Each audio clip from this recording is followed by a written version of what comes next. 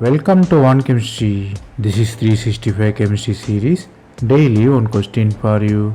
Here three different carbonyl groups are given. Which is P, Q, R. B is acetaldehyde, Q is acetone, R is benzophenone. You have to arrange these three compounds by the reactivity with methyl magnesium bromide. Here the reactivity defined based on the positive charge on the carbonyl. More the positive charge, more will be the reactivity. Let us analyze P, Q and R.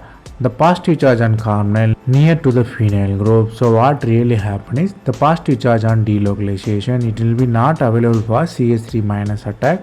If you analyze between P and Q has same but only differ in the methyl group.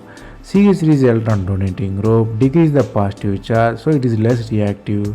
So the concept you have to learn here is electron donating group and resonance decrease the positive charge. That's all from this video. Thanks for watching.